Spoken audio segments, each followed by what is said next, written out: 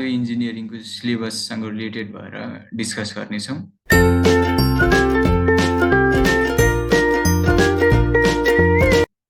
विशेष गरी आइओई इन्जिनियरिङमा कस्ता खालका क्वेसनहरू आउनेछ, कुन टपिकहरू कुन च्याप्टरहरू नछुटाइकन पढ्नुपर्छ भन्ने विषयमा हामी आधारित भएर छलफल गर्नेछौँ। अथवा इङ्ग्लिस सब्जेक्टबाट चाहिँ के कस्ता प्रश्नहरू आउनेछन्, त्यहाँका च्याप्टरहरू टपिकहरू कुन हुन्, कुन लेसनहरूबाट चाहिँ हामीले राम्रोसँग तयारी गर्नुपर्छ भन्ने विषयमा अलिकति बढी केन्द्रित हुनेछौँ। र त्यो सँगसँगै फिजिक्स, केमिस्ट्री र म्याथमेटिक्सबाट चाहिँ कस्ता खालका सिलेबसहरू छन् अथवा कस्ता खालका टपिक्सहरू छन् भन्ने कुरा हेर्छौँ र त्यसले क्यारी गर्ने मार्क्स कति मार्क्स चाहिँ त्यसले क्यारी गरेको हुन्छ भन्ने विषय पनि हामीले आज यस भिडियो मार्फत हेर्नेछौँ। तसर्थ तपाईँहरूले यस भिडियोलाई अन्तिमसम्म कहीँ पनि स्किप नगरी हेरिदिनु अनुरोध पनि गर्दछु। र भर्खरै एक्जाम दिएर बस्नु भएको छ, अब के गर्ने, कता पढ्ने, ब्याचलरमा के गर्ने भन्ने खालको कुराहरू पनि तपाईँहरूको मनमा उब्जिएको हुनसक्छ।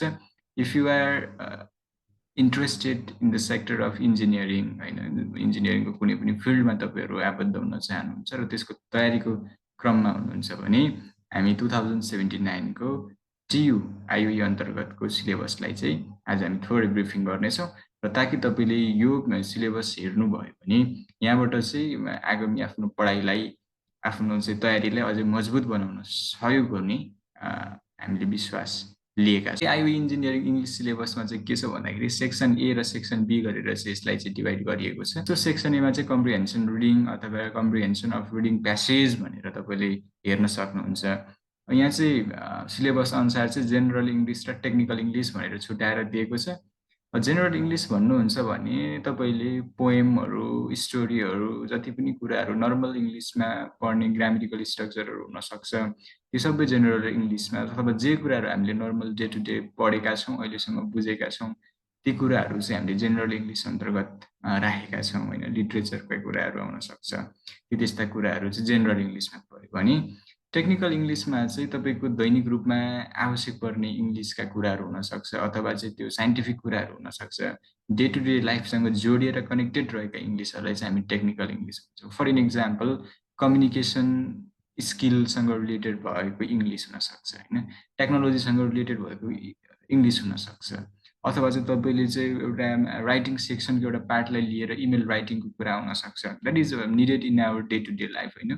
अब टेक्निकल राइटिङका कुराहरू अरू रिसर्चसँग रिलेटेड कुराहरू हुनसक्छ, होइन। कम्युनिकेसन त मैले भनिहालेँ, that's one of the main important part. आइटीसँग रिलेटेड कुराहरू हुनसक्छ, but whatever that is related with our day to day life and that may describe about the technical part of the language, let's say English, त्यो खालको कुरालाई चाहिँ हामी technical English भनेर भनिन्छ। यो दुइटै कुराहरूबाट चाहिँ एउटा कम्प्रिहेन्सन, प्यासेज अथवा रिडिङ आउन सक्छ। र अर्को भनेको एउटा एक्सप्लिसिट र implicit type of passage reading भनेर पनि कतिपय ठाउँमा चाहिँ पढाइराखेको हुन्छ। That is also type of comprehension reading.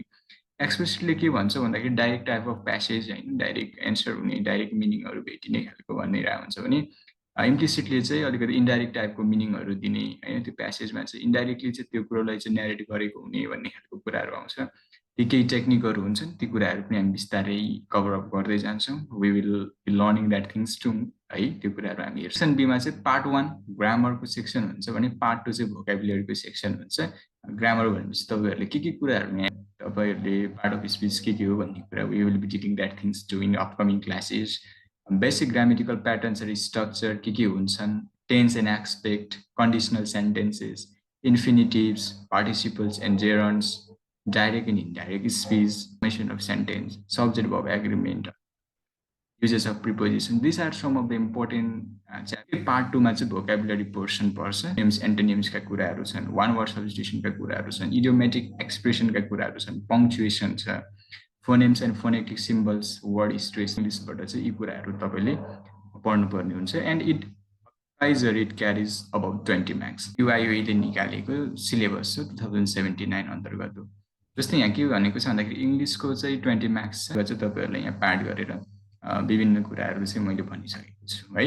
अब जस्तै केमिस्ट्रीमा छ, केमिस्ट्रीको चाहिँ 25 मार्क्स छ भने इङ्ग्लिसको 20 मार्क्स हो।